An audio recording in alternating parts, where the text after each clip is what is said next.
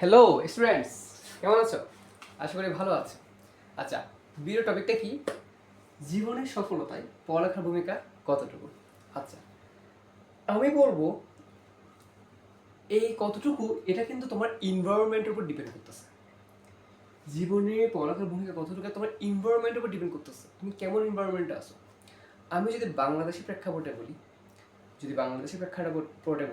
যারা মধ্যবিত্ত আছো, নিম্ন মধ্যবিত্ত আছো, তাদের জন্য তো ডেফিনেটলি পড়ালেখার ভূমিকা অপরিসীম। যারা মধ্যবিত্ত এবং নিম্ন মধ্যবিত্ত আছো এবং বাংলাদেশি প্রেক্ষাপটে, তোমাদের জন্য পড়ালেখা ডেফিনেটলি এর গুরুত্ব অপরিসীম। কেন? কারণ দেখো, একটা বাংলাদেশ একটা থার্ড ওয়ার্ল্ড কান্ট্রি, এরকম একটা দেশে মানে অন্য কিছু করে খেলার দিকে বলো বা কোনো স্কিলের দিকে বলো করে ভালো কিছু করাটা অনেক টাফ। হ্যাঁ, তুমি বাংলাদেশে দেখবে যে পড়া করে কিন্তু অনেক ভালো জায়গায় যাওয়া যায়।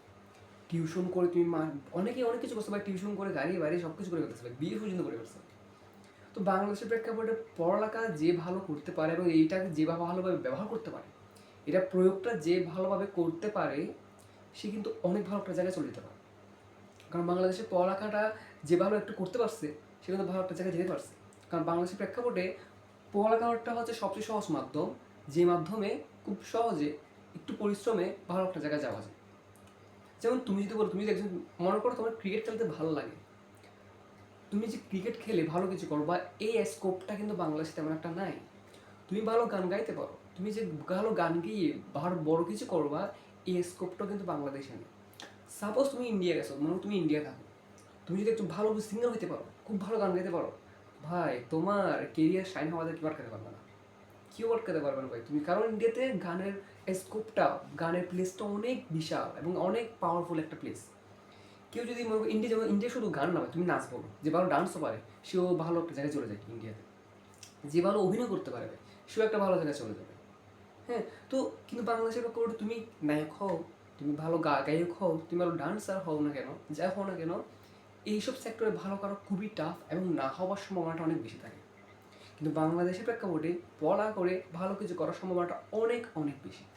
তো যারা মধ্যবিত্ত নিম্ন মধ্যবিত্ত আছো, তোমাদের ডেফিনেটলি পড়ালেখার গুরুত্ব বা ভূমিকা অপরিসীম।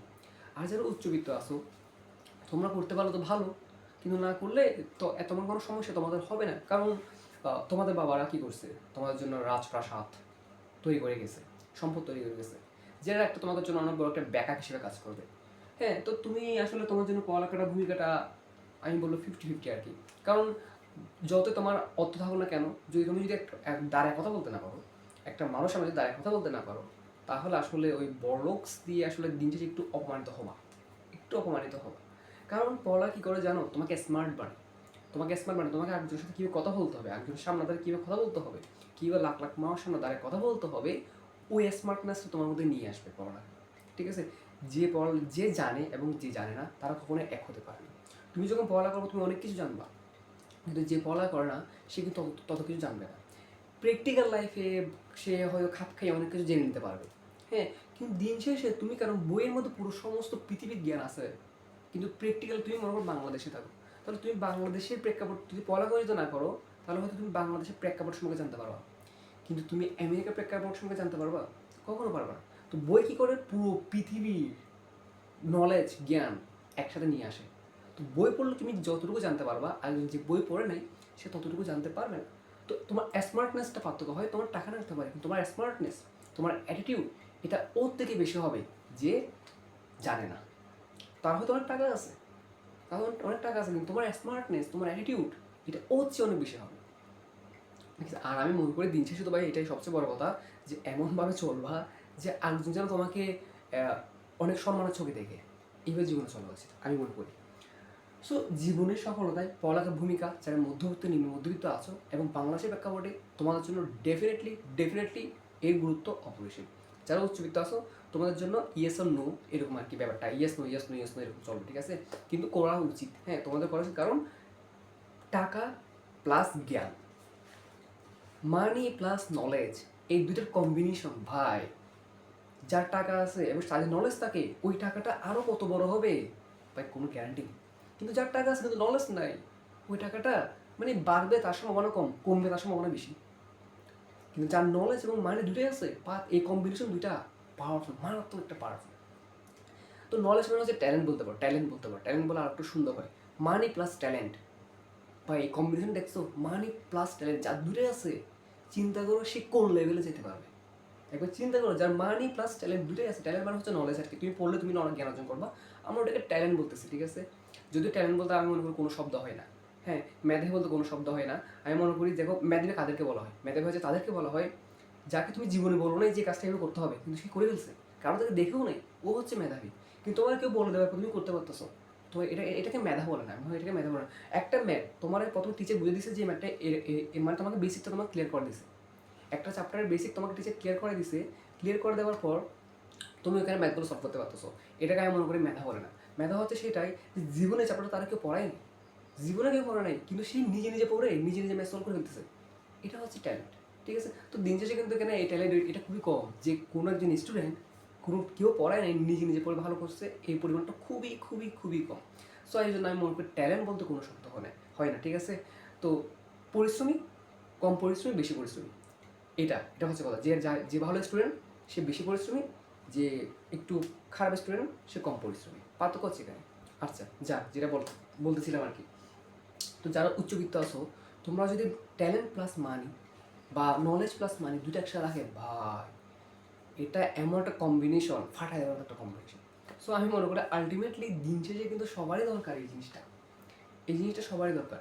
এখন তুমি বলতে পারো ভাই কি যেন কারা কারা পড়া করে, যে স্টিভ জবস মেবি এ করছে, আই ডোন্ট নো, আমি শুনছি আসলে, আমি কখনো কোনো জায়গায় দেখিনি যে এরা নাকি পড়া করে নেই।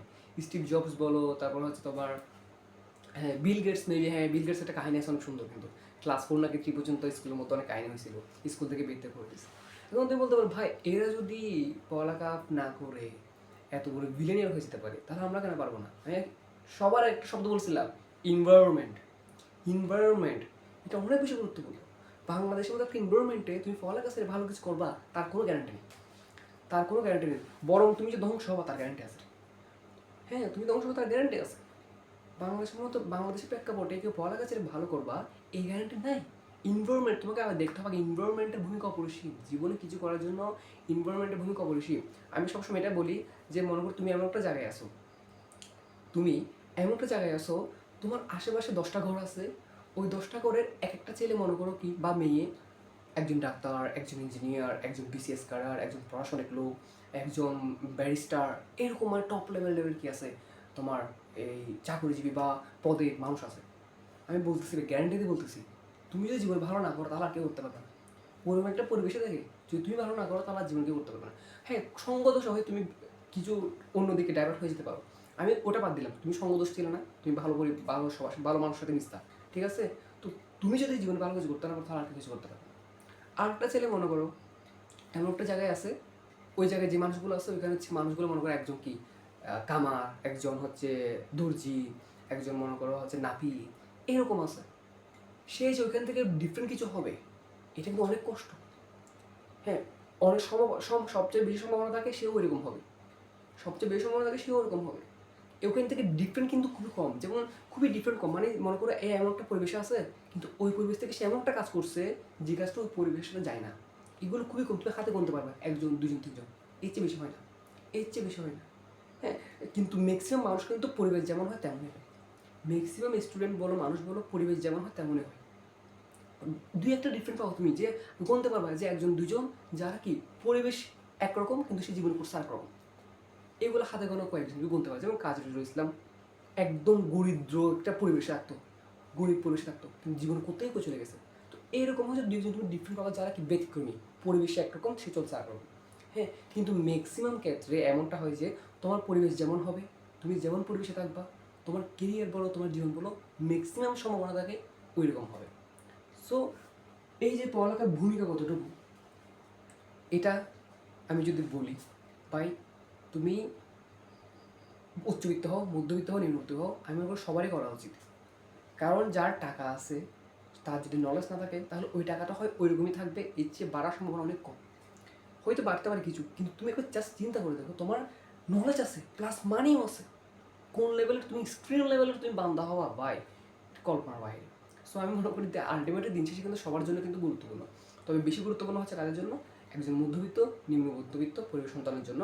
এবং কোন জায়গার পরিবেশ, বাংলাদেশের প্রেক্ষাপটে, বাংলাদেশের প্রেক্ষাপটে একজন মধ্যবিত্ত এবং নিম্ন মধ্যবিত্ত সন্তানের জন্য পড়ালেখা মানে too much necessary, too much necessary.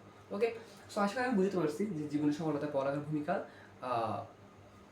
হয়তো তুমি মনে করো এমন একটা সফলতা পাইলা যেখানে সাথে পড়ার কোনো সম্পর্ক নেই, কিন্তু তারপরে মনে করে পড়া উচিত, কারণ তুমি ওইটাকে কীভাবে কন্ট্রোল করবা। তুমি এমন একটা জিনিস পাইয়া গেলা যে জিনিসটা পাওয়ার পিছনে পড়ালেখা হয়তো কোনো ভূমিকা ছিল না, কিন্তু তুমি যদি ওইটাকে আরও বিল্ড আপ করতে চাও, আরও স্ট্রং করতে চাও, আরও ওটা যদি প্রোটেক্ট করতে চাও, তাহলে তোমার নলেজ লাগবে। এই নলেজটা তোমাকে কে সার্ভ করবে? পড়ালেখা, পড়ালেখা। সো দিন শেষে আলটিমেটলি আমি মনে করি সবারই করা উচিত। হ্যাঁ, তুমি হয়তো মনে করো প্র্যাকটিক্যাল কোনো স্কিল শেখা টাকা ইনকাম করতেছো, কিন্তু তোমার যদি নলেজ থাকে তাহলে তুমি আরও বড় কিছু করতে পারো।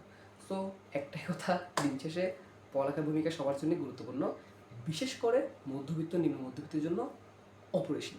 ঠিক আছে, আশা করি আমি বুঝাতে পারছি। সো এটাই ছিল বলার। আজকের মধ্যে এখানে বিদায়। সবাই ভালো থেকো, সুস্থ থেকো।